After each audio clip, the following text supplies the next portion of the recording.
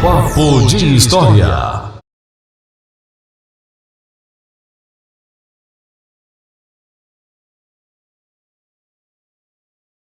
Tem duas origens, né? Do ponto de vista pessoal, ela vem do meu trabalho ainda criança, muito cedo, eu comecei a trabalhar muito cedo. Certo. Meu pai tem um sebo ali na Rua 2 de Dezembro. Eu vi alguém E falou eu pra mim. trabalhava lá e eu ficava lendo, né? Lendo e olhando os livros que chegavam, separando para poder dar o preço. Certo. E dentro deles eu encontrei muita foto antiga. E eu fui guardando aquilo. E o ambiente lhe convidou a isso, né? Isso. Fantástico. Então eu tinha uma curiosidade porque eu pegava uma foto daquela e você fica, como diz hoje, né? Você viaja na foto, né? Você mergulha naquela foto, você sabe quanta história tem aqui, olha que essas pessoas, elas já não existem mais, mas o que elas fizeram, o que elas não fizeram, etc. Isso é uma coisa que sempre me alimentou a ter um acervo de livros, a ler história. Outro aspecto também foi da militância política, em que você sabe que eu militei no PCdoB há 30 anos, fui dirigente. Correto. Uma das características do PCdoB era, se você quer interferir, atuar sobre uma realidade, tem que conhecê-la. Você quer conhecer a história de Alagoas, por que é que Alagoas certos comportamentos, por exemplo, por que que Alagoas tem usineiros liberais? É verdade. Como é que é verdade. Então, aí você vai para a história e estuda a história, ela lhe ajuda a revelar isso. Os filhos dos engenheiros de Pernambuco o pai morava em Recife, ou tinha casa em Recife, ele ia para a casa do pai, ele ia para a aula na Faculdade de Direito de Recife e depois voltava para casa para almoçar, para jantar. Então, ele convivia na faculdade com as ideias iluministas, positivistas, o que quer que fosse. Sim. E ali tinha todo um ânimo libertário em todas essas ideias.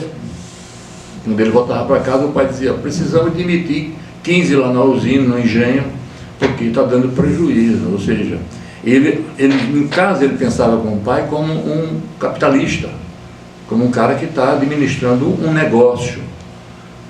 O filho do usineiro alagoano, ele ia estudar em Recife, mas ele morava numa pensão. Então, ele estudava durante o dia, à noite ele voltava para a pensão para tomar cachaça com os amigos e discutir poesia, as ideias anti-escravagistas, etc. Ou seja, quando ele volta para, depois de 4, 5 anos de estudo, ou no Rio de Janeiro, ou em Salvador, ou em Recife, ou às vezes na França, os que tinham mais dinheiro, ele volta com uma cabeça bem mais próxima do que passou a se chamar de liberalismo, do que os que conviviam diariamente com a família e com os pais. Então, por exemplo, estou dando um exemplo que é... Então, você tem comportamentos duais, ou seja, o cara é usineiro, se comporta como usineiro, mas em certas questões ele é um liberal. Então, essas características se devem a Alagoas... É peculiar daqui. Por essas origens históricas. Então, veja como dominar a história faz com que você, ao ter uma militância política, você entenda alguns tipos de alianças que você estabelece. Correto. Ou não, de acordo com esse conhecimento. Então, além disso, quando eu fui secretário estadual de Cultura, também, de 2004 a 2005, eu tinha uma visão democratista de que a história tem que ser um patrimônio público e não particular, ou de alguma instituição, aprisionado em alguma instituição. Uma vez ele falou isso mesmo, que existe isso, né? E a minha foto é minha, não exclusivamente minha. E você vai ter essa história. É uma cultura que eu chamo de acervista, eu tenho um acervo. Então eu sou importante, não porque eu produzo com algum conhecimento histórico, porque eu detenho um livro raro, uma foto rara, um conhecimento de poucos, um documento, e eu não dou a ninguém isso. Quer dizer, como se você se apropriou da história.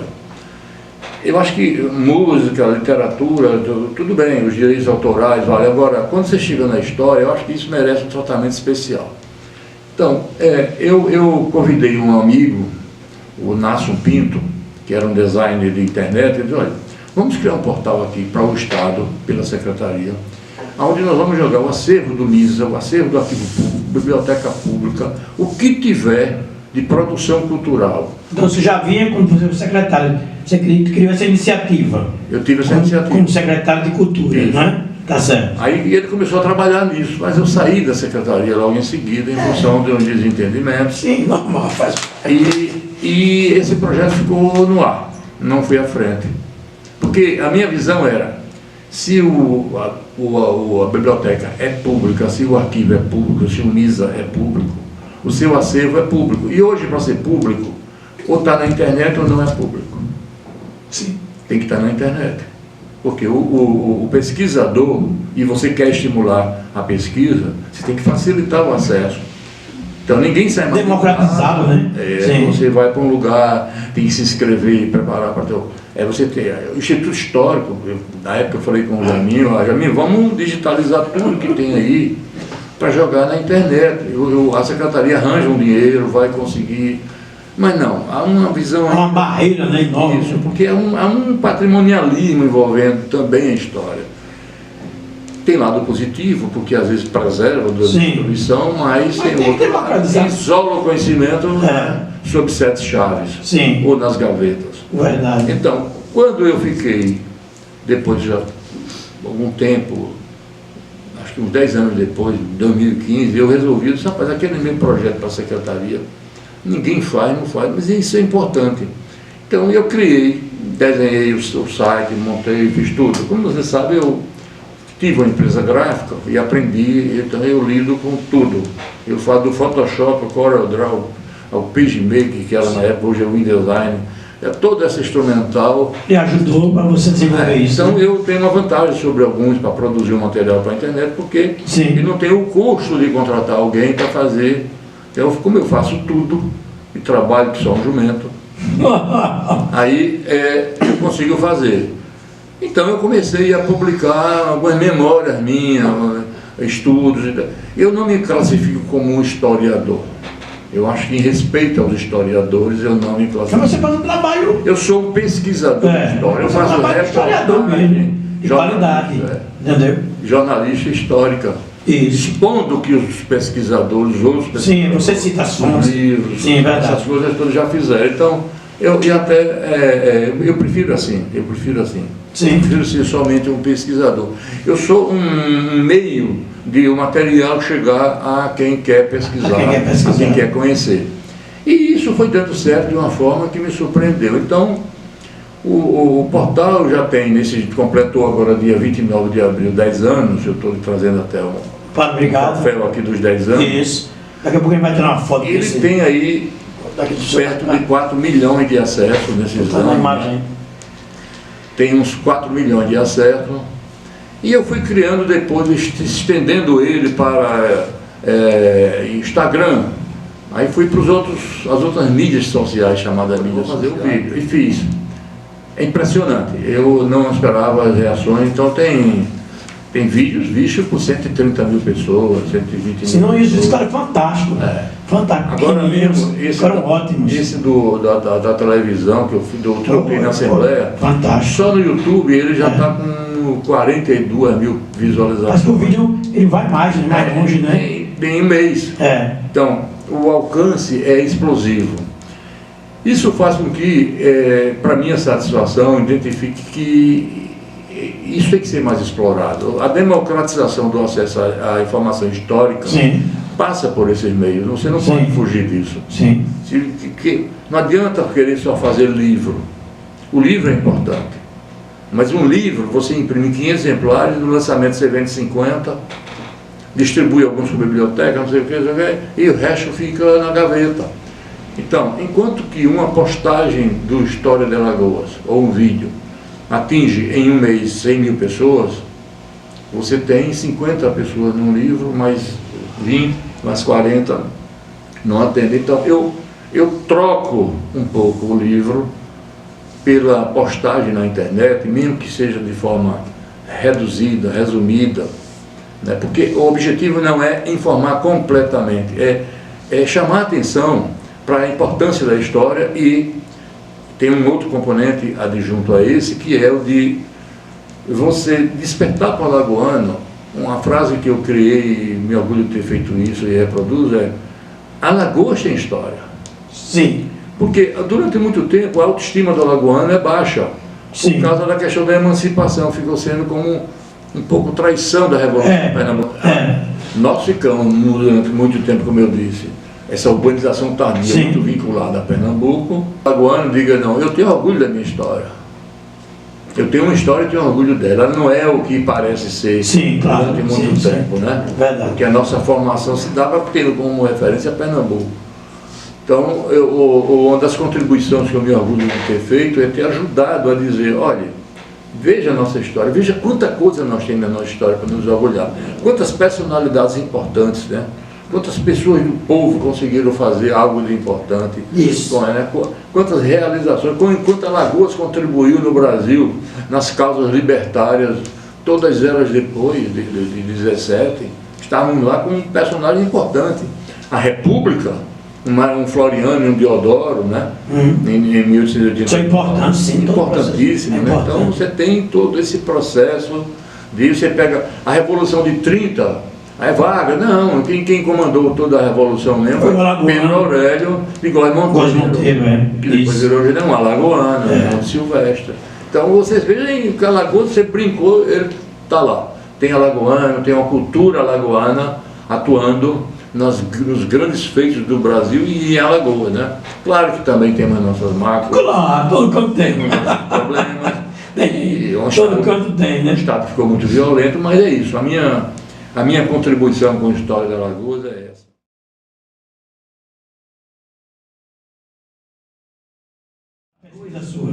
As festas comemorativas do centenário da independência do Brasil se concentraram lá no Rio de Janeiro. Certo. E aí os organizadores pediram dos estados que os setores produtivos mandassem para eles exemplares, mostras do que estava sendo produzido nos estados.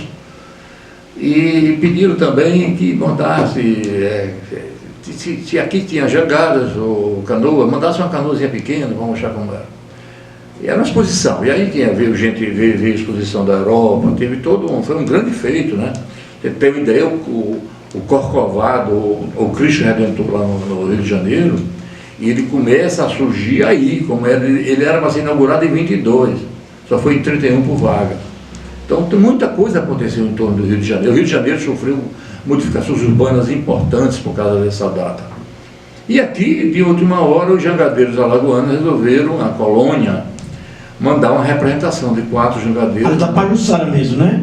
Da Pajuçara, sai da Pajuçara não. Né? Tem 2 saídas na praia. Tem 2 saídas, né? Certo. Porque eles saíram daqui, a ideia era chegar lá em 7 de setembro. Não, eles saíram dias antes, não ia chegar nunca. Foram chegar em dezembro. Afogaram o temporal, pegaram uma tragédia. Eles saíram da Pajuçara, tem um marco lá na Pajuçara do local onde eles saíram, que era onde ficava a banca da colônia de pesca. Sim, sim. Mas como eles iam batizar a jangada, eles não subiram na jangada. A jangada foi construída para isso. Eles então saíram levando ela, puxando cordas pela beira d'água, contornaram a Pajaraguá, onde estava todo o evento do governador, autoridade, uma festa.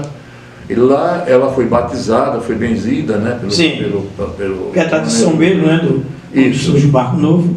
Aí sim, ela foi tripulada e partiu de lá, ou seja, ela teve 2 partidas. Aí simbolicamente o marco ficou sendo o de Pajuçara. Correto. Mas ela saiu de Jaraguá. E aí foi parando. De pescadores ali em Jaraguá, né? Foi parando, acho que dizem que parou no Pontal, parou em Coruripe, parou em um monte de lugar, foi parando, né? Porque a jangada tem uma vantagem enorme, né? Qualquer lugar ela para. E aí na Bahia eles naufragaram num temporal, aí só salvaram a jangada, foram reconstruí-la, né? Não, a jangada só precisou dos panos, que chama, né? Sim. Aí seguiram e pegaram outro temporal, só foram chegar em dezembro. Mas foi a única que fez esse grande percurso e foi premiada. O meu propósito não era escrever o livro. Certo. Eu já tinha postado essa história. Sim, no seu site, sim, eu vi. E eu procurei, na época, o governo do estado, e um amigo lá disse, e a ideia era fazer um documentário, um filme, que o estado fizesse o filme, a minha ideia era essa. Seria somente o roteiro, entendeu? Era isso. Então, mas diante das dificuldades de recursos, na época não se tinha esses projetos, esses planos de investimento no cinema, aqui no documentário. E aí disse, não, faça pelo menos um livro. Quer alguma coisinha aí? E aí surgiu esse livro e foi um sucesso, né, de venda, muita gente procurou e tal, até hoje procura, tem alguns poucos exemplares, mas ainda procura. E conta essa história porque dá relevo a uma epopeia de jangadeiros alagoanos. Foram eles que deram o nome à rua Jangadeiros Alagoanos e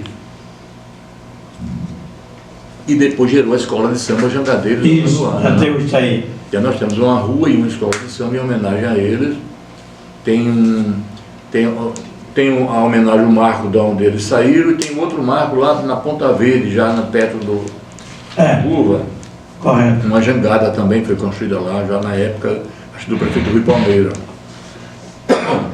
Mas foi de uma coragem, né, incrível de fazer isso, né? Muito grande. Muito grande. Quero dizer, Não é brinquedo, não. Você pegar esse mar, não. passaram de morrer várias vezes, né? Os temporais, eles tinham que parar onde estavam, assim, acampavam, né?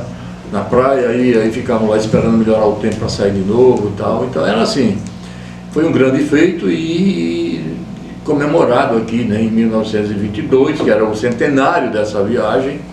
Então por isso o livro foi lançado e eu estimulei essa produção de outros documentos também para isso.